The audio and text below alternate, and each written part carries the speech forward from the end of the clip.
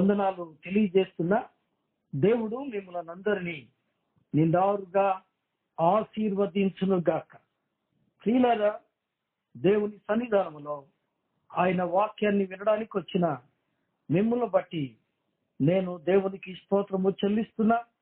ప్రతి దినము ఈ రీతిగా దేవుని వాక్యముతో దేవునిలో గడపటం ఎంతైనా ఆశీర్వాదకరం. ఇది భాగ్యం ఇచ్చిన దేవునికే మహిమ. సమయంలో గత బుధవారం మనం ఈ యొక్క క్రిస్మస్ వర్తమానాల్లో కొన్ని మాటలు దేవుడు నాకు ఇచ్చిన కొద్ది తలంపులను మీకు జ్ఞాపకం చేస్తూ రావాలని ఆశతో ప్రారంభించడం జరిగింది. గడిచిన వారం యెషయా గ్రంథం 9వ అధ్యాయము 6వ వచనం ప్రారంభాన్ని మనం చదువుకున్నాం కదండి. ఏమి చదువుకున్నాము అనగా, ఎలయనగా మనకు శిశువు పుట్టెను, మనకు కుమారుడు అనుగ్రహించబడెను, ఆయన భుజముల మీద రాజ్యభారముండును, ఆశ్చర్యకరుడు, ఆలోచనకర్త, బలవంతుడైన దేవుడు, నిత్యులకు తండ్రి, సమాధానకర్తకు అధిపతి అని ఆయనకు పేరు పెట్టబడును అని ప్రారంభం చేసుకున్నాం. అందులో మొదటి లైన్లో ఆయనకు 2 పేర్లు ఉన్నాయి అని చెప్తున్నాం. బాగా గమనించాలి, 2 వ్యక్తులు అని చెప్పట్లేదు. అర్థమైందండి? 2 పేర్లు అని చెప్పాను. యెషయా ప్రవక్త క్రీస్తుకు చక్కని 3 పేర్లతో ప్రవచనాలు చెప్పాడు. ఆ 3 పేర్లు ఏమిటి అంటే, 1 మనకు శిశువు పుట్టెను, 2 మనకు కుమారుడు అనుగ్రహించబడెను, 3 యెషయి మొద్దు నుండి చిగురు పుట్టెను అన్నారు కదండి. ఏమండి, ఇక్కడ శిశువు పుట్టెను, కుమారుడు అనుగ్రహించబడెను, చిగురు పుట్టెను. కాబట్టి 3 పేర్లు. ఈ 3 పేర్లు ఒకరికే చెందినవి అనే సంగతి మనకందరికీ తెలిసిన సత్యమే. కానీ అందులో నుండి కొన్ని ఆత్మీయ తలంపులు మనము ధ్యానిస్తూ వస్తూ ఉన్నాం. గడిచిన వారము చిగురు అంటే ఏమిటి, ఆ చిగురుగా పుట్టింది ఎవరు, ఆ చిగురు యొక్క కొన్ని లక్షణాలను మనము ధ్యానం చేస్తూ వచ్చాం. ఇక 2వ పేరు ఏమిటండి, మనకు కుమారుడు అనుగ్రహించబడెను కదండి. గత వారము మనకు శిశువు పుట్టెను అన్నప్పుడు ఎవరికి శిశువు పుట్టెను అనే ప్రశ్న మనం వేసుకున్నాం కదండి. ఎవరికి శిశువు పుట్టెను అన్నాడు. ప్రియులరా, యెషయాకు కుమారుడు పుట్టాడు అని కొంతమంది అన్నారు అని మనం అనుకున్నాం. కానీ అలా కాదు. మనకు అంటే యెషయా మనందరినీ కలిపి చెప్తున్నాడు అని అనుకున్నాం కదా. అదే రీతిగా ఈ యొక్క శిశువు అందరి కోసము పుట్టినట్టుగా కదండి. ఇంగ్లీష్లో వాక్యం చదివినప్పుడు మన కొరకు శిశువు మనకు పుట్టెను అనే మాట మనకు అర్థమైంది అనుకున్నాం కదూ. అదే రీతిగా మనకు కుమారుడు అనుగ్రహించబడెను. మనకు అంటే మనకే పుట్టాడు అని ఒక భావన, రెండవది మన కోసం పుట్టాడు అనేది రెండవ భావన. ఆయన అనుగ్రహించబడ్డాడు. ఎవరైనా ఆయన పేరేమి, కుమారుడు అనుకున్నాం కదూ. కుమారుడులోని అద్భుత తత్వాన్ని ధ్యానించడానికి ఈరోజు పరమగీతంలో నుండి ఒక వచనాన్ని మనం చదువుకుందాం. రండి, పరమగీత గ్రంథం 7వ అధ్యాయము మొదటి వచనాన్ని చదువుకుందాం. పరమగీత గ్రంథం 7వ అధ్యాయము మొదటి వచనం చదవమ్మా.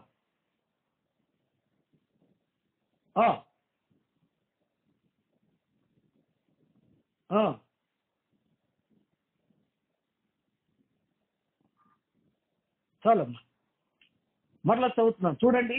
రాజకుమార పుత్రిక, నీ పాద రక్షలతో నీవెంత అందముగా నడుచుచున్నావు. నీ ఊరువులు శిల్పకారి చేసిన ఆభరణ సూత్రముల వలె ఆడుచున్నవి. ఇందు ఏమండి రెండు విషయాలు ఉన్నాయి. ఒకటి నామవాచకము, రెండు క్రియావాచకము. గమనిస్తున్నారు కదా, ఇందులో రెండు వాచకాలు ఉన్నాయి. వాచకము అంటే సంబోధన, మాట్లాడేది, ఏమండి వివరించేది అని చెప్పుకోవచ్చు. ఇందు రెండు విషయాలు ఉన్నాయి. ఒకటి సంబోధన వాక్యం, సంబోధించటం. రెండు క్రియావాచకం అంటే క్రియలను గురించి, చర్యలను గురించి తెలియజేసే విషయం. అందు ఒకటి ఏమిటి సంబోధన? సంబోధిస్తున్నాడు, ఆయన పిలుస్తున్నాడు. ఏమని పిలుస్తున్నాడు? గత కాలం పరమగీతం 1వ అధ్యాయం 7వ వచన ప్రారంభంలో నా ప్రాణ ప్రియుడా అని ప్రియురాలు ఆయనను సంబోధించి పిలిచినటువంటి విషయాన్ని మనం ధ్యానం చేస్తూ వచ్చాం. అదే రీతిగా ఇక్కడ ఆయన ఆమెను సంబోధిస్తున్నాడు. ఎవరిని? పెళ్లి కుమార్తెను లేదా ప్రియురాలును, అనగా సంఘాన్ని ఆయన సంబోధిస్తూ పిలుస్తున్నాడు, పలకరిస్తున్నాడు. ఏమండి, these are the nicknames అని కొంతమంది అంటారు. అవునండి, ఇది సంబోధన, సంబోధించటం, రకరకాలుగా సంబోధిస్తారు. ఏమండి, గొప్పవాడుగా లేదా తెలివి గలవాడుగా ఉంటే ఆయన గొప్పోడండి, ఆయన ఎత్తడండి, లేకపోతే ఆయన పొడవాటి వాడండి అని అనకుండా ఆయన కొండ, ఏమండి, లేకపోతే ఆయన మరగుజ్జు కదా. సందర్భాన్ని బట్టి ఆ యొక్క ఉచ్చారణ, సంబోధన మారుతూ ఉంటుంది కదండి. కొంతమంది తల్లులు బిడ్డకేదో పేరు పెడతారు. పేరు పెట్టిన తర్వాత ఆ తల్లులు, ఆ తండ్రులు ఏం చేస్తారంటే బుజ్జి అంటారు, చిన్న అంటారు. ఇవన్నీ పేర్ల కాదు కదా, సంబోధన. వారి దృష్టికి బుజ్జి పాపాయి, వారి దృష్టికి చాలా చిన్నవాడు, ఏమండి మృదువైన వాడు, ఏమండి నా కన్నా అంటారు. కన్నా అని పిలుస్తారు. అంటే అర్థం ఏంటి? వాస్తవానికి పేరు వేరే ఉంటుంది, కానీ అది వారి హృదయంలో ఉన్న భావన. అలాగే ఇది ఒక సంబోధన వాక్యం. ఏమిటా సంబోధన వాక్యం అంటే, మరలా చదువుతున్నాను చూడండి.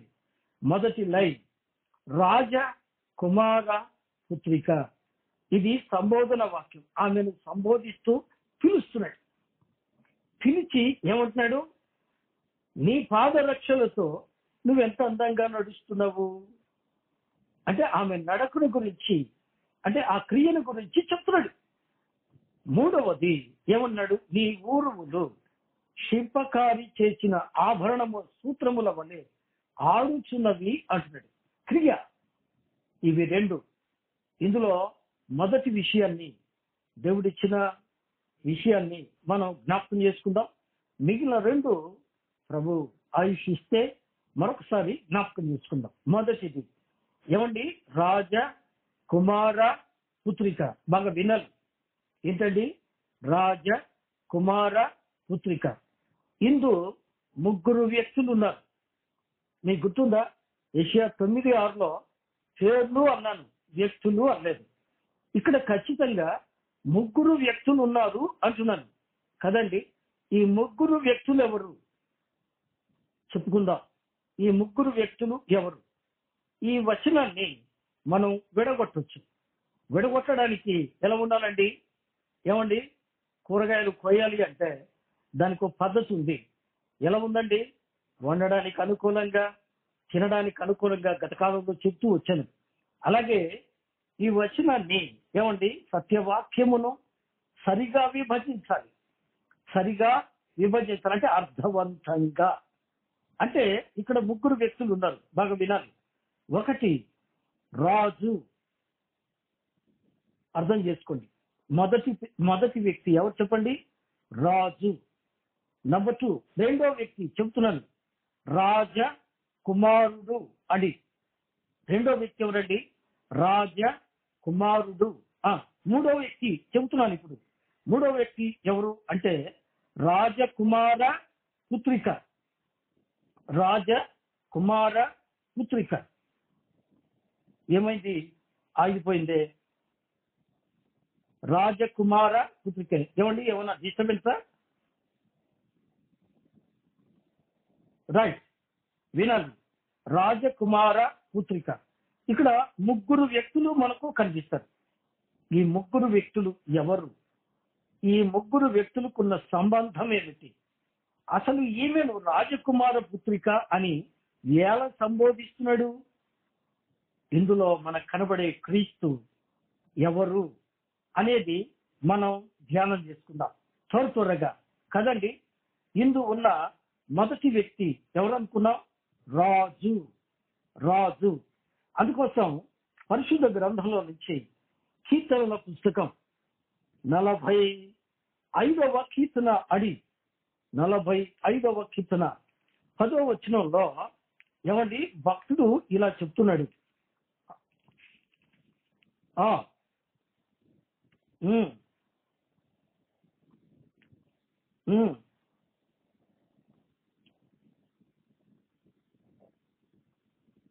పదకొండవ వచనం. రైట్, చాలమ్మా. ఈ రాజు నీ ప్రభు. ఎవరంటే ఈయన? ఈ రాజు ఎవరండి? ప్రభువు. ఏమండి, దిస్ కింగ్ ఈజ్ లార్డ్.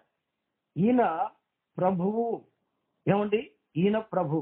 ఎవరా ప్రభువు? మరలా వెనక్కొద్దాం. కీర్తనల పుస్తకం మనకు అందరికీ తెలిసిన మాటలేనండి, కొత్త మాటలు నేను ఎక్కడిచ్చాను? 24వ అధ్యాయం. కీర్తనల పుస్తకం 24వ అధ్యాయం చూడండి, 8వ వాక్యం. మహిమ గల ఈ రాజు. చదవ.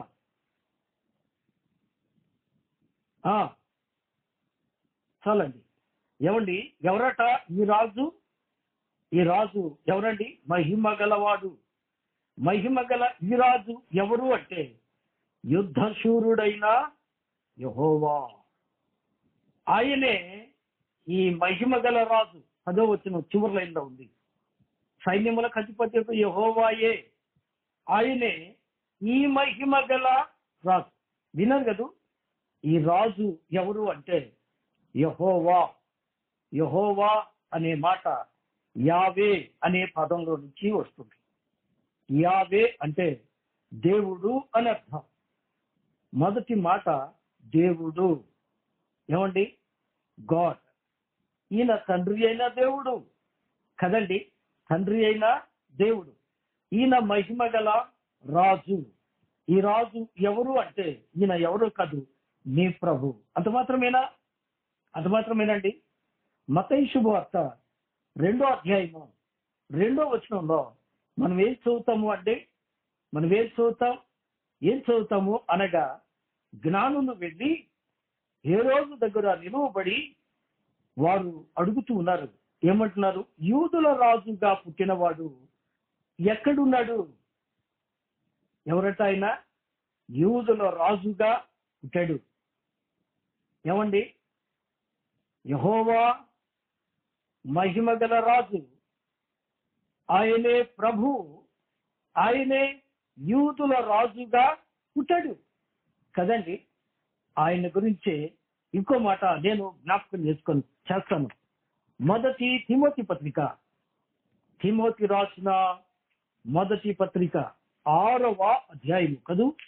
6వ అధ్యాయము ఏం చదువుతాము అక్కడ? ఏమండి, ఈయన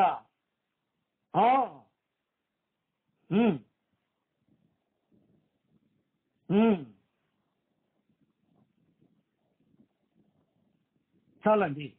ఈయన ఎవరట? రాజులకు రాజు, ప్రభువులకు ప్రభువునై ఉన్నాడు. ఎవరండి? ఎవరైనా? యేసు ప్రభు అనే.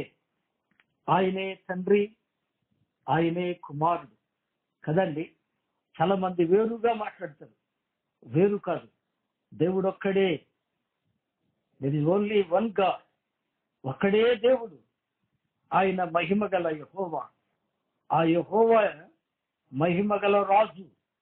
ఆ రాజు భూలోకంలో యూదుల రాజుగా పుట్టాడు. ఆయన ఎంత గొప్పవాడు అంటే రాజులకు రాజు, ప్రభువులకు ప్రభువు కదండి. రాజులకు రాజు, ప్రభువులకు ప్రభువు.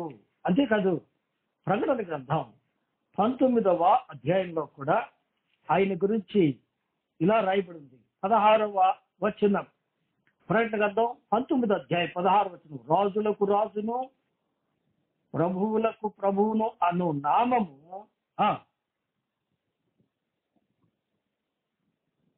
ఆయన వస్త్రం మీద తొడ మీదనో వ్రాయబడింది. ఆయన ఎవరట? రాజులకు రాజు, ప్రభువులకు ప్రభు. గమనించరా? ఇందున్న మొదటి వ్యక్తి రాజు అంటే యెహోవా. ఆ యెహోవాయే భూలోకంలో రాజుగా పుట్టాడు కదండి. ఆ యెహోవాయే భూలోకంలో రాజుగా పుట్టాడు. ఎందుకు పుట్టాడు అంటే రాజ్యం మేలటానికి పుట్టాడు. తన తండ్రి అయిన దావీదు రాజ్యము ఆయన యుగ యుగమును ఏలును అని కన్య అయిన మరియకు గబ్రియేలు దూత చెబుతూ వచ్చారు కదండి. ఆ సంగతి మనకు లూకా సువార్త 1వ అధ్యాయంలో కనబడుతుంది. కాబట్టి ఆయన రాజుగా పుట్టాడు. ఏమండి? ఆయన మహారాజు. రెండో వ్యక్తి ఏమనుకున్నామో రాజ కుమారుడు. రెండో వ్యక్తి ఎవరండి? కుమారుడు కదండి, కుమారుడు. యెషయా గ్రంథం 9వ అధ్యాయము 6వ వచనంలో మనం ఏం చెప్పుకున్నాం? ఎలయనగా మనకు కుమారుడు అనుగ్రహించబడెను. ఇక్కడ ఈ కుమారుడు అంటే అర్థం ఏంటి? ఏమండి? కుమారుడు అంటే కుచితాన్ మారయతి ఇది కుమారః అన్నారు. అంటే కుచితమును హతమార్చువాడు కుమారుడు. కుహరితి కుమారః అంటే కుచితమును హరించువాడు కుమారుడు అని ఆ శ్లోకముల యొక్క భావన. కాబట్టి మరలా మనం చెప్పుకుంటూ పోతే మరొక శ్లోకం కూడా ఉంది. పున్నామ నరకము నుండి తప్పించువాడు పుత్రుడు అని. పుత్రుడు అన్నా కుమారుడు అన్నా ఏకపదం. కాబట్టి ఆయన కుచితమును హరించువాడు, పాపము పరిహరించువాడు కదండి. పాపము పరిహరించడానికి, కుచితమును హరించడానికి కుమారుడుగా ఈ లోకంలో జన్మించాడు. అది కుమారత్వంలో ఉన్న తత్వం. అందుకే గత దినాల్లో మనం ధ్యానం చేశాం కదూ. యోబు గ్రంథం 14వ అధ్యాయము 4వ వాక్యంలో యోబు ఇలా ఆశించాడు. ఏమండి? పాప సహితునిలో నుండి పాపరహితుడు పుట్టగలిగిన ఎంత మేలు అని ఆయన దీర్ఘాలోచన చేశాడు, ఆశపడ్డాడు. ఆయన పాప సహితునిలో నుండి పాపరహితుడిగా పుట్టిన కుమారుడు అనే సత్యము ఆయన ప్రవచన రీతిగా ఆలోచించాడు అని మనం చెప్పుకున్నాం కదా. సమయం అవుతుంది, ముందుకు వెళదాం. ఈ కుమారుడు ఈ లోకంలో పుట్టటంలో ఆయన ఎవరి కుమారుడు? ఏమండి? ఎలయనగా మనకు కుమారుడు అనుగ్రహించబడను. మనకు అంటే మనం గత కాలంలో చెప్పుకున్నాం. ఏమండి? ఏషియాక, లేకపోతే ఇశ్రాయేలు ప్రజలక, లేకపోతే పాలస్తీనా దేశానిక, లేదా అమెరికా దేశానిక, ఎవరికి ఆయన కుమారుడు, ఎవరి పాపం పరిహరిస్తాడు కదండి. కాబట్టి కుమారత్వంలోని కొన్ని విషయాలు మనం ఈ పూట జ్ఞాపకము చేసుకుందాం. రండి, కొలసీలకు రాసిన పత్రిక 1వ అధ్యాయము అండి. కొలసీలకు రాసిన పత్రిక 1వ అధ్యాయము 14వ వచనాన్ని చదువుకుందాం. కొలసీలకు రాసిన పత్రిక 1వ అధ్యాయము అమ్మా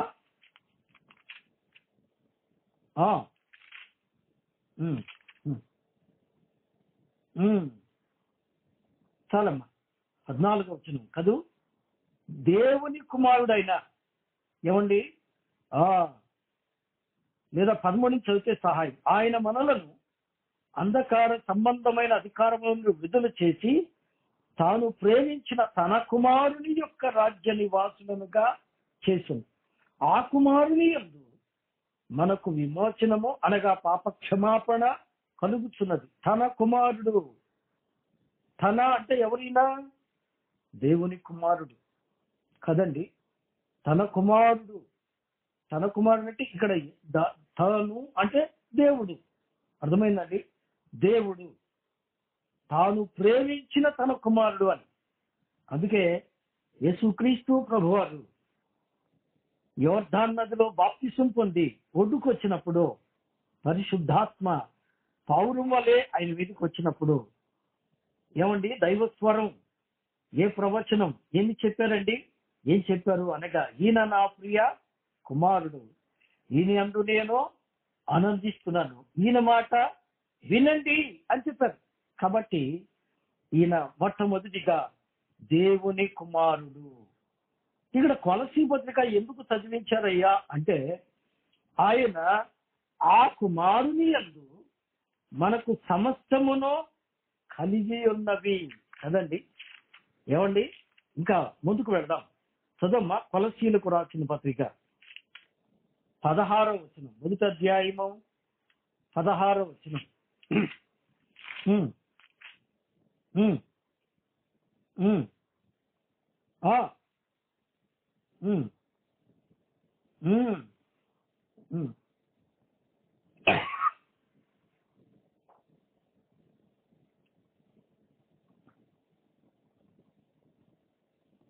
ఆయన అన్నిటికంటే ముందున్నవాడు, ఆయనే సమస్తమునకు ఆధారభూతుడు. వినరా? ఆధారభూతుడు, అన్నిటికీ ఆయనే ఆధారం. అంటే ఈ కుమారత్వం మొట్టమొదట ఎక్కడ భాగం పొందారు అంటే సృష్టి కార్యములో భాగం పొందారు. దేవుని కుమారుడుగా ఆయన సమస్తమును సృజించడానికి పాలిభాగస్థుడయ్యాడు కదండి. ఆ కుమారుని యందు సమస్తమును కలిగి ఉన్నవి. కలిగి ఉన్నదేది ఆయన లేకుండా కలగలేదు. ఆయనే సమస్తమునకు ఆధారభూతుడు కదండి. కాబట్టి దేవుని కుమారుడుగా ఆయన సమస్త సృష్టిని సృజించారు. వినరా? సమస్త సృష్టిని సృజించారు కదండి. నిజమే. ఇక రెండో మాట, యెషయా గ్రంథం 7వ అధ్యాయము 14వ వచనం మనకందరికీ తెలిసిన మాట. యెషయా గ్రంథం అండి 7వ అధ్యాయము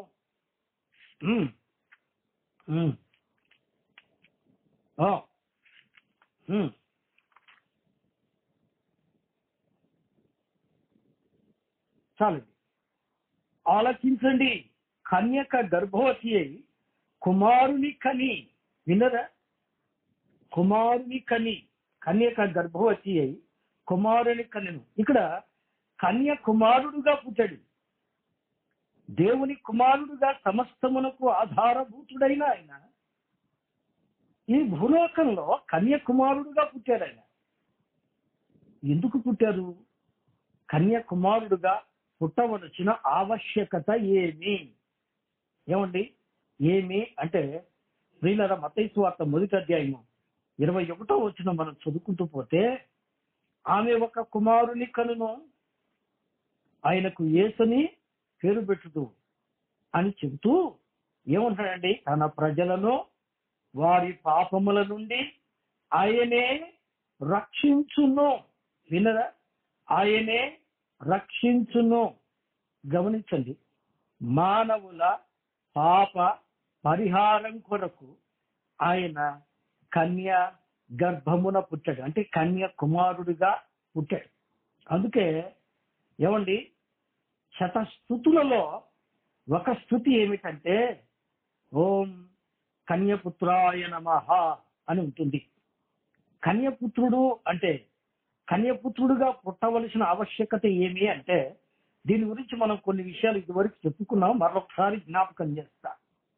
ఏమిటా విషయం అంటే, ప్రజాపతి దేవ్యానం చరసి గర్భత్వమేవ ప్రజాజాయసితుభ్యం ఇమాం బలీం హరించి ప్రాణప్రతిష్ఠ అని ఏమండి ప్రశ్నోపనిషత్తులో రాయబడింది. అనగా ప్రజాపతి అయిన వాడు, ప్రజాపతి అంటే ప్రజలకు భర్త, లేదా భర్త అంటే భరించువాడు, పోషించువాడు, అంటే ప్రజాపతి అంటే ఎవరంటారు? చక్రవర్తిని అంటారు. చక్రవర్తి ప్రజలను పోషించాలి, ప్రజలను సంరక్షించాలి, ప్రజలను క్రమములో నడిపించాలి, ప్రజలను ధైర్యంతో నింపాలి. ఇలాగ చాలా పనులు ఉన్నాయి. కానీ ప్రజలను సంరక్షించాలి అంటే తన ప్రజలు ఏం చేస్తున్నారు? తమ పాపం వలన నశించిపోతున్నారు. అందుకే వేద పండితులు ప్రార్థించారు ఏమని? పాపోహం పాప సంభవ పాప కర్మాణం కృపయా దేవ శరణాగత వత్సల అని. కాబట్టి పాపంలో పుట్టి పాపంలో పెరిగి పాపంలోనే చనిపోతున్నాం. కాబట్టి నీ శరణు అనుగ్రహించువయ్యా అని ప్రార్థించారు. కాబట్టి పాప నివృత్తి కావాలి అంటే ప్రజాపతి ఎలా పుట్టాలి? చరసి గర్భత్వమేవా అంటే కన్యామణి గర్భంలో ఉద్భవించాలి. అంటే కన్యామణి గర్భంలో పుట్టాలి. ఎందుకలాగా అంటే కన్యక గర్భము పవిత్రమైనది. అందుకే మరియమ్మ అన్నారు, నీకు గర్భము ధరించి కుమారుని కంటావమ్మా అని చెప్పినప్పుడు గబ్రియేలు దూత ఆమంది, అది ఎలాగూ సాధ్యము? నేను పురుషుని ఎరగని కన్యకని కదండి. అవి ఏం చెప్పింది? నేను కన్యకను, నేను పురుషుని ఎరగని దానను. పరిశుద్ధాత్మ దేవుడు రాయిస్తూ మరియను కన్యక యొద్దకు వెళ్ళెను అని వ్రాశారు. కాబట్టి ఆమె కన్యక అని రూఢిపరుస్తూ చెప్పిన మాటలో దేవుని బిడ్డారా, అక్కడున్న మాట ఏంటంటే గమనించండి, నేను కన్యకను, నేను పురుషుని ఎరగని దానను. కాబట్టి ఇది నాకు ఎలా సాధ్యము? నేను పురుషుని ఎరగని దాన్ని అంటే పురుష ప్రమేయము లేని జన్మ. గమనించరా, అద్భుతమైన జన్మ. అందుకే ఆయన ఏమండి అద్భుతకరుడు లేదా ఆశ్చర్యకరుడు. నిజమే ప్రియులారా, కన్యామణి గర్భంలో పుట్టడానికి కారణం ఏంటంటే ఆయన పరిశుద్ధుడుగా పుట్టాడు. సర్వ మానవాళి పాపులు. అందుకని దావీదు అన్నాడు, ఏమన్నాడండి? నేను పాపంలో పుట్టాను, పాపంలోనే నా తల్లి నన్ను గర్భము ధరించింది అన్నాడు.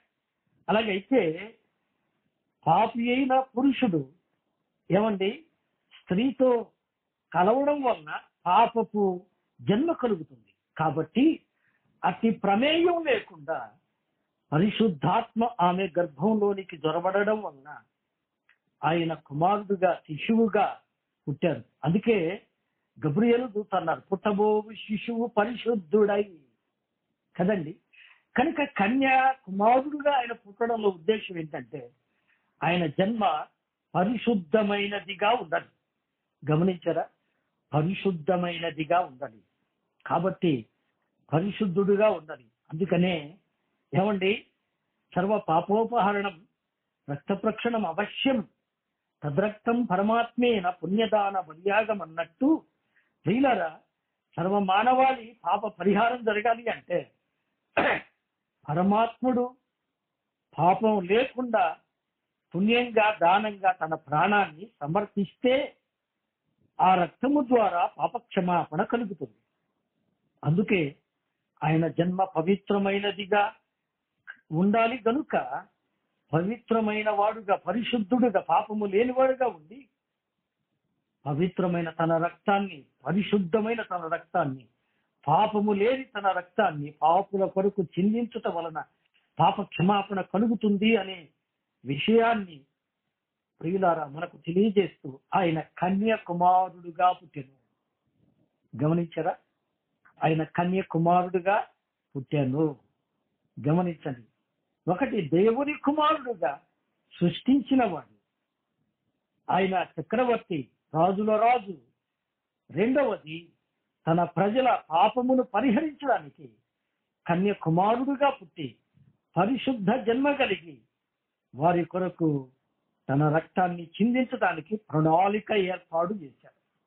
ఇక మూడవదండి గలతీలకు రాసిన పత్రిక 3వ అధ్యాయము. అదేనా? గలతీలకు రాసిన పత్రిక అండి 3వ అధ్యాయం 16వ వచనం అనుకుంటా. చూడండి,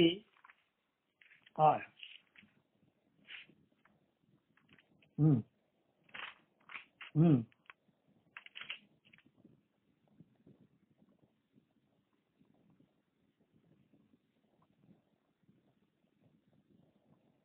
చాలండి. అబ్రహాము సంతానముగా ఆయన పుట్టాడు. అంటే అబ్రహాము కుమారుడు అనగా మత్తయి శుభవార్త 1వ అధ్యాయం 1వ వచనం ఏం చెప్తుంది? ఏమండి? అబ్రహాము కుమారుడును దావీదు కుమారుడైన యేసుక్రీస్తు వంశావళి. బాగా వినాలి. ఆయన అబ్రహాము కుమారుడుగా పుట్టాడు. ఎందుకు అంటే అబ్రహాము కుమారుడిని దేవుడు అడిగాడు. ఎవరైనా? ఇస్సాకు. ఏమండి? ఆదికాండం 22వ అధ్యాయం మనం చదివితే అక్కడ కనబడేది అదే. దేవుడు అబ్రహామును పరిశోధించి, నీ ఒక్కగానొక్క కుమారుణ్ణి నీవు ప్రేమించి ఇస్సాకును ఆ మోరియా కొండ మీద నాకు దహన బలిగా అర్పించు అన్నప్పుడు ఆయన బహుగా లోపల వేదన పడినప్పటికీ దేవుని ఆజ్ఞకు లోబడి ప్రియులరా ఆయన తన కుమారుణ్ణి బలివ్వడానికి సిద్ధపడ్డాడు. అప్పుడు దేవుడు, నీ కుమారుని మీద చెయ్యి వేయవద్దు, పొదలలో పొటేలుంది, తీసుకువచ్చి బలి అర్పించు అన్నాడు. అందుకే దేవుని బిడ్డలారా, మనం ప్రకటన గ్రంథంలో ధ్యానం చేశాం. జగదుత్పత్తి మొదలుకొని వధించబడిన గొర్రెపిల్ల 13వ అధ్యాయము మనం 8వ వచనంలో చదివాం కదండి. ప్రకటన గ్రంథంలో జగదుత్పత్తి మొదలుకొని వధించబడిన గొర్రెపిల్ల. ఆనాడు ఏమండి? ఇస్సాకుకు బదులుగా వధించబడిన గొర్రెపిల్లగా అబ్రహాము కుమారుడుగా ఈ లోకంలో పుట్టారు. ఆయన అబ్రహాము కుమారుడుగా పుట్టి ప్రియులరా అబ్రహాము యొక్క సంతానముగా పుట్టి అబ్రహాముకు కలిగిన ప్రతి ఆశీర్వాదాన్ని మనకు సొంతం చేశాడు. అబ్రహాము సంతానములో మనల్ని కూడా చేర్చాడు ఆయన. ఏమండి? 3 విషయాలు పూర్తయినాయి. ఇక 4వ విషయం, ఆయన దావీదు కుమారుడుగా పుట్టెను కదండి. దావీదు కుమారుడుగా పుట్టెను మనం గత కాలంలో అదే చదివాం. యెషయా గ్రంథం 9వ అధ్యాయము ఏమండి 7వ వచనం.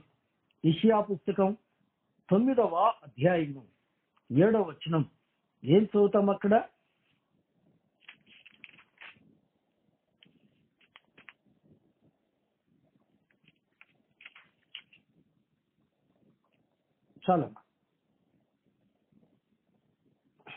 చాలండి. ఏమండి? ఇక్కడ అంటాడు, ఇది మొదలుకొని మితి లేకుండా వృద్ధియు క్షేమము కలుగును అంటూ సర్వకాలము దావీదు సింహాసనమును రాజ్యమును నియమించును. ఎవరికి? చివర కడమ అతడు సింహాసనాసీనుడై రాజ్యపాలన చేయును. ఎవరి గురించి చెప్పబడింది? 6వ వచనంలో ఉన్న కుమారుని గురించి చెప్పబడింది. ఏమండి? ఆ కుమారుడు ఎవరట? యెషయా గ్రంథం 11వ అధ్యాయం 1వ వచనం. యేషయి మొద్దు నుండి ఆయన చిగురుగా పుట్టాడు. ఆయన చిగురుగా పుట్టి రాజ్యమేలటానికి వచ్చాడు. ఆయన దావీదు వంశములో పుట్టాడు. ఏమండి? దావీదు కుమారుడుగా పుట్టాడు. అందుకే కీర్తనకారుడు రాస్తూ 2వ కీర్తనలో 12వ వాక్యంలో కదూ, కుమారుని ముద్దు పెట్టుకొనుడి అంటే నిజమే ప్రియులరా. కాబట్టి ఆయన దావీదు కుమారుడు. ఏమండి? ఇంకో మాట కూడా మనకు చదువుదాం. ఇర్మియా గ్రంథం త్వరగా ఇర్మియా గ్రంథం 23వ అధ్యాయము 5, 6 వచనాలు చదువుమా. 20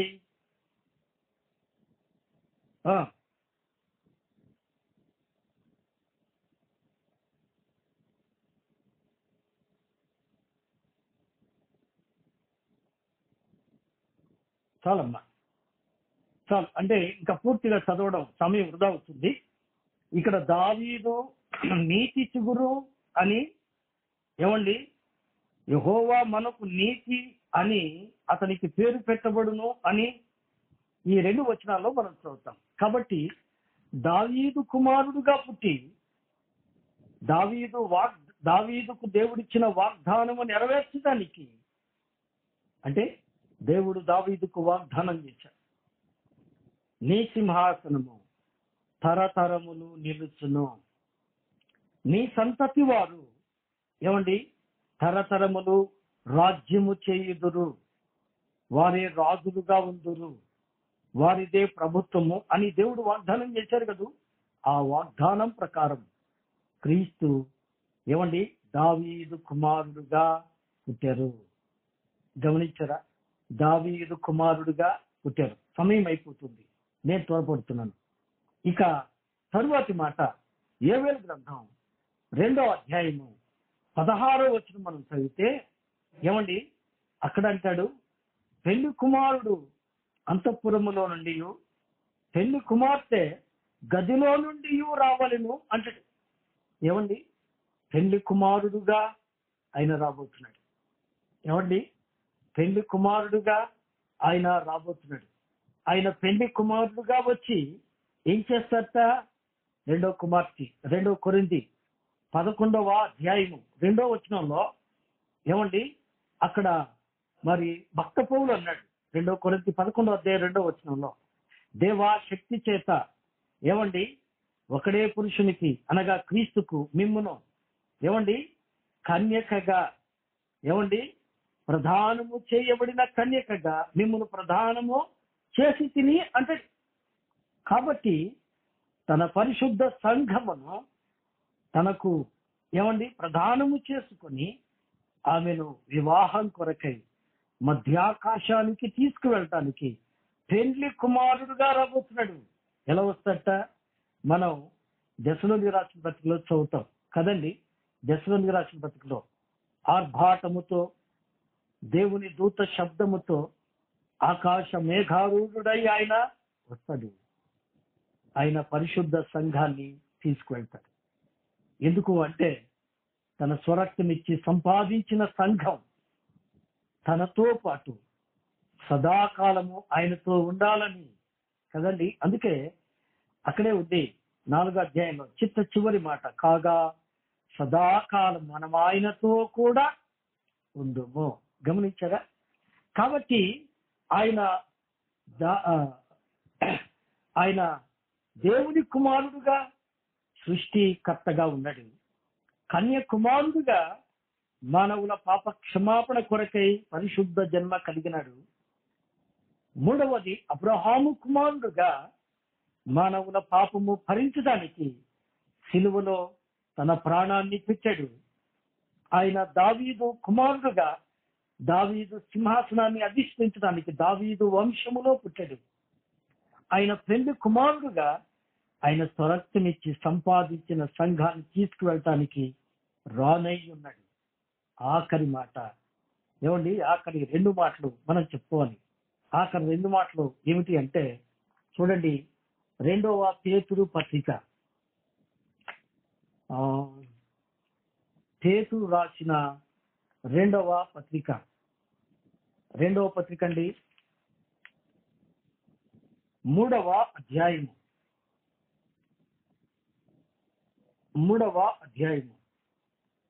అయితే ఇప్పుడున్న ఆకాశమును భూమియు భక్తిహీనుల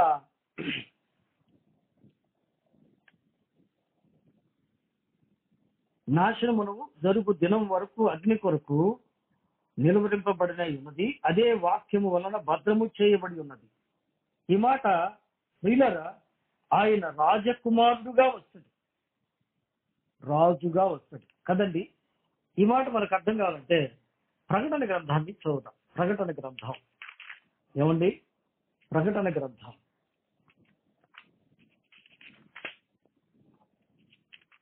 19వ అధ్యాయం.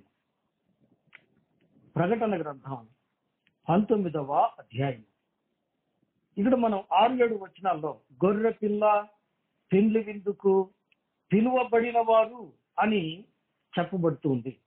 ఏమండి, అదే సమయంలో ప్రియులారా, ఆయన గొర్రె పిల్ల పెండ్లి విందుకు అనేకులను పిలుచుకుంటానికి ఆయన మధ్యాకాశానికి వచ్చి ఆయన ప్రియులారా పెళ్లి కుమార్తెను తీసుకువెళ్ళిన తర్వాత 11వ వచనం, 19వ అధ్యాయం 11వ వచనం, మరియు పరలోకము తెరవబడుట చూచితిని, అప్పుడు ఇదిగో తెల్లని గుర్రము ఒకటి కనబడెను.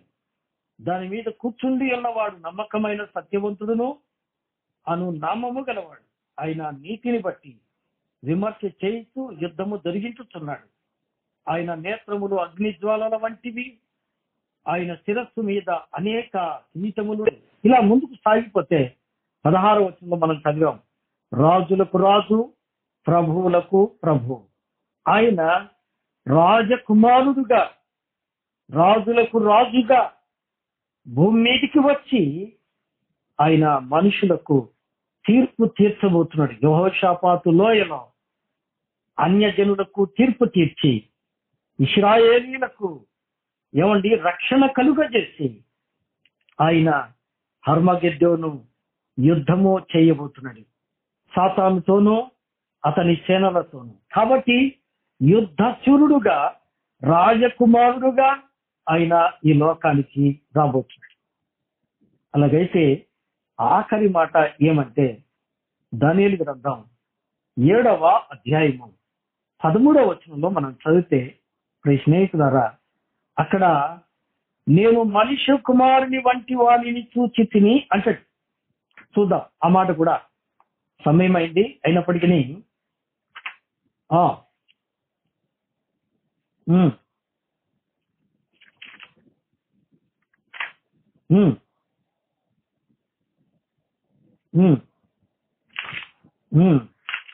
చాలా మనుష్య కుమారుని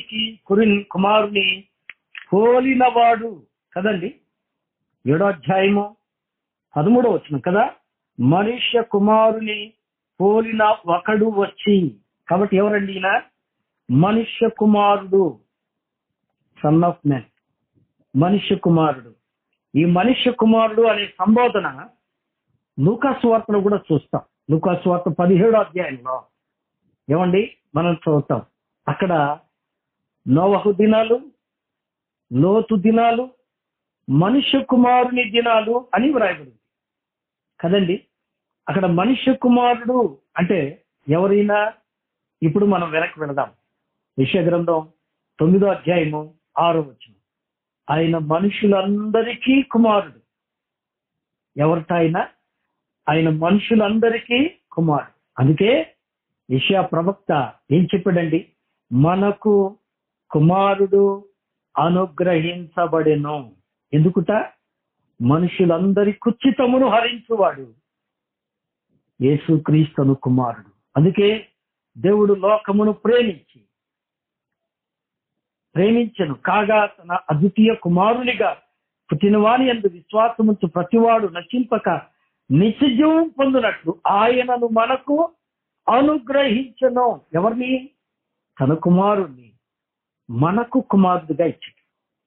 ఎందుకోసమంటే మనందరినీ కుచితాన్ని హరించి ఉన్నామ నరకము నుండి తప్పించి మోక్ష ప్రాప్తి కలిగించువాడు. ఉన్నామ నరకమును తప్పించి మోక్షమును ద్వారము తెరుచువాడు పుత్రుడు లేదా కుమారుడు. అందుకనే అన్యులు వారి సిద్ధాంతాల ప్రకారం ఏం చేస్తారండి? ఎందరున్నా కుమారుడు అంటే కొడుకు వచ్చి తల కొరువు పెట్టాలి. ఎందుకుట? అతడు తల కొరువు పెడితే అతని ద్వారానే మోక్ష ద్వారమును తెరవగలుగుతారు అనేది వారి భావన. వాస్తవమే. ఆ కుమారుడెవరు? ఆ కుమారుడెవరంటే యేసుక్రీస్తును కుమారుడు. అందుకని ఏం చేయాలి? కీర్తన 2:12 ప్రకారం కుమారుని ఏం చేయాలా? ముద్దు పెట్టుకోవాలి. ముద్దు పెట్టుకోవడం అంటే ప్రేమించటం. ఆ కుమారుని ప్రేమించాలి, ఆ కుమారుని యందు విశ్వాసం ఉంచాలి. ఇంకొంచెం ముందుకు వెళ్ళి చెప్తాను. ఆ కుమారుని ఎవరైనా దేవుని కుమారుడు, కన్యకుమారుడు, అబ్రహాము కుమారుడు, దావీదు కుమారుడు, పెళ్లి కుమారుడు, రాజకుమారుడు, నీ కుమారుడు కావాలి. నీకు కుమారుడైతే ఆయన రక్తము వలన నీ పాపము కడిగివేయబడి పాప క్షమాపణ పొంది వాక్యంలో ఉన్నట్టు. కాబట్టి ఇప్పుడు క్రీస్తు యేసునందున్న వారికి ఏ శిక్షా విధి లేదు. శిక్ష తప్పుతుంది, మోక్ష ప్రాప్తి సంభవిస్తుంది. అలా జరగాలి అంటే ఈయన నీకు కుమారుడు కావాలి. ఏమండి, అందుకనే క్రిస్మస్ లో ఈ 2 మాటలు చెప్పుకుంటారు. ఏలయనగా మనకు శిశువు పుట్టెను, మనకు కుమారుడు అనుగ్రహించబడెను. ఏమండి, చింతలేదిక యేసు పుట్టెను. యేసు ఎవరికి పుట్టారు? మరియమ్మకు పుట్టాడు. యేసు అబ్రహాము సంతానంగా పుట్టాడు. యేసు దావీదు వంశములో పుట్టాడు. అయితే యేసు పుట్టిన ఉద్దేశం నీకు కుమారుడు కావాలని. అలా కుమారుడు కావాలి అంటే కుమారత్వం రక్తం వలన సంభవిస్తుంది. ఏమండి, అది రక్తబంధం. ఏమండి, కుమారత్వాన్ని నిర్ణయం చేయాలి అంటే ఏం చేస్తారండి? రక్త పరీక్ష చేస్తారు. ఏమండి, ఇరువురి జన్ను పరీక్ష చేస్తే అవి ఏకం కావాలి కదండి. అలాగైతే క్రీస్తు రక్తం నీ పాపమును కడిగి పాపపు రక్తము తీసివేయబడి. ఏమండి, అందుకే యెషయా గ్రంథం 1వ అధ్యాయంలో ఉంది, నీ పాపములు రక్తము వలె ఎర్రనివైనను ఆ మైల రక్తమంతా పోయి క్రీస్తు రక్తము నీ జీవితము నింపబడాలి.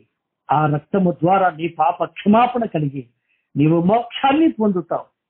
కాబట్టి ఈ క్రిస్మస్ లోనైనా క్రీస్తును నీకు కుమారుడుగా పొంది ఆయన రక్తములో రక్త సంబంధివై ఆయన రక్తములో నీవు కడగబడి పాప క్షమాపణ పొంది క్రిస్మస్ ఆనందాన్ని అనుభవించాలనేది ఉద్దేశం.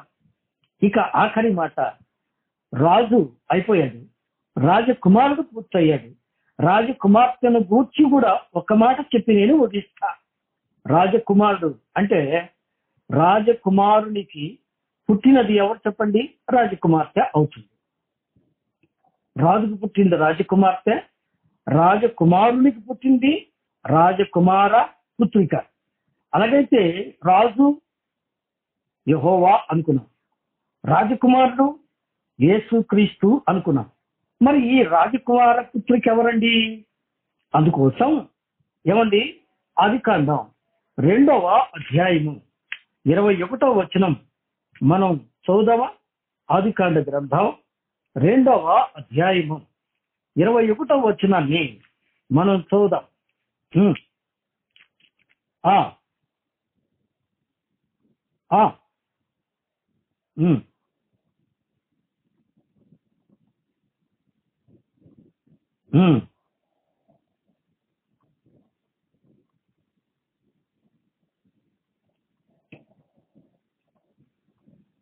చాలండి. ఏమండి, మొట్టమొదట సృజించబడింది పురుషుడు మాత్రమే. పురుషునిలో నుంచి వచ్చింది ప్రకటెముక. ఎవరు చెప్పండి? స్త్రీ. అందుకే ఆదాము అన్నాడు, నా ఎముకల్లో ఎముక, నా మాంసములో మాంసం, ఏమండి నా రక్తంలో రక్తం. రక్తం పంచుకొని పుట్టిన వాళ్ళు ఏమవుతారు చెప్పండి? సంతానం అవుతారు. నిజమే కదండి. దేవుడు ఆదాముకు తండ్రి, ఆదాములో నుంచి వచ్చింది ఎవరు చెప్పండి? అవ్వ. అలాగైతే వీరిరువురి సంబంధం ఎలా చెప్పుకోవాలి? ఇప్పుడు రండి. ఏమండి, నేను ముగిస్తాను, సమయం అయిపోయింది. యోహాను రాసిన సువార్త 19వ అధ్యాయము మనకందరికీ తెలిసిన మాట. యేసు శిలువ మీద వేలాడుతూ ఉండగా రాణువ వాడొకడు, ఏమండి శతాధిపతి అన్నాడు, ఆయన చనిపోయాడో లేదో ఒకసారి చూడవయ్యా అన్నట్టు. చూడవయ్యా అన్నప్పుడు ఆయన ప్రియులారా చూశారు. ఎలా చూశారు? ఆయన ప్రక్కలో పొడువగా. ఏమండి, ఆయన ప్రక్కలో పొడువగా. చదవమ్మా, ఎక్కడుంది అవ్వచ్చునా? చదవమ్మా.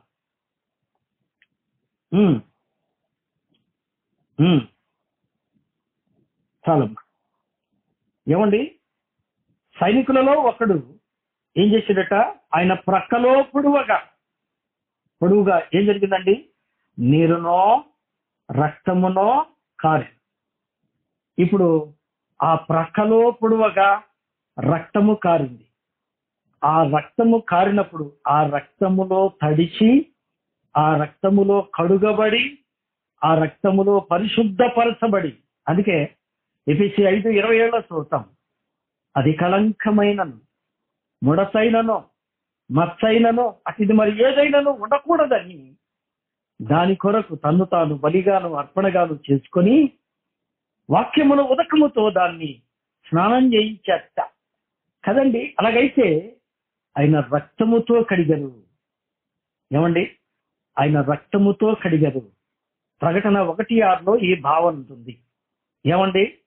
మనల్ని ప్రేమించుతూ తన రక్తము వలన మన పాపముల నుండి విమోచించిన వానికని మెయిన్ ఎడిషన్ లో ఉంటే ఫుట్నోట్లో ఉంది, కడిగిన వానికి రక్తములో కడుగబడింది. దేవుడు తన స్వరక్తమిచ్చి సంపాదించింది అని చెప్పండి, సంఘము. కాబట్టి ఈ రాజకుమారునిలో నుంచి వచ్చింది రాజకుమార పుత్రిక. ఎవరి పుత్రిక? ఆమె సంఘం. అందుకే పరమగీతంలో నా కుమారి అని సంబోధన ఉంది కదండి. నిజమే ప్రియులరా, ఈ రాజకుమార్తె సంఘం. ఆ సంఘం ఎవరు అంటే, ఏమండి, ఎవరు అంటే ఏదో సంఘం కాదు, దేవుడు తన స్వరక్తం ఇచ్చి సంపాదించిన సంఘం. పాపినని ఒప్పుకొని, ఏమండి, పాపినని ఒప్పుకొని, పాపాలు ఒప్పుకొని విడిచిపెట్టి, ఏమండి, యేసు ప్రభు అని నీ నోటితో ఒప్పుకొని దేవుడు ఆయన మృతుల నుండి లేపినని నీ హృదయమందు విశ్వసించిన నీవు రక్షణ. అలా రక్షించబడిన దేవుడు స్వరక్తం ఇచ్చి సంపాదించిన సంఘమే ఎవరు చెప్పండి? ఎవరు చెప్పండి? రాజకుమార పుత్రిక. దేవుడి నామానికి స్తోత్రం. ఆమెట తన పాద రక్షలతో అందంగా నడుస్తుందట. ఆమె నడకల గురించి వర్ణించబడింది, ఆమె ఊరువులను గురించి వర్ణించబడింది. వాటి విషయాలు ప్రభు సమయం ఇస్తే, ఆయుష్ ఇస్తే మరొక పర్యాయం జ్ఞాపకం చేసుకుందాం. క్రీస్తు నీకు కుమారుడయ్యాడా? ఆ క్రీస్తు రక్తములో నీవు కడుగబడ్డావా? కుమారుడుగా పుట్టిన క్రీస్తును నీ రక్షకుడుగా అంగీకరించావా? ఈ క్రిస్మస్ అట్టి అనుభవం కలిగి నీ జీవితాన్ని ఆశీర్వదించాలని మనవి చేస్తూ మాటలు ముగిస్తున్నాను. దేవుడు తన మాటలను మన కొరకై ఆశీర్వదించును గాక. ఆమేన్, ఆమేన్, ఆమేన్.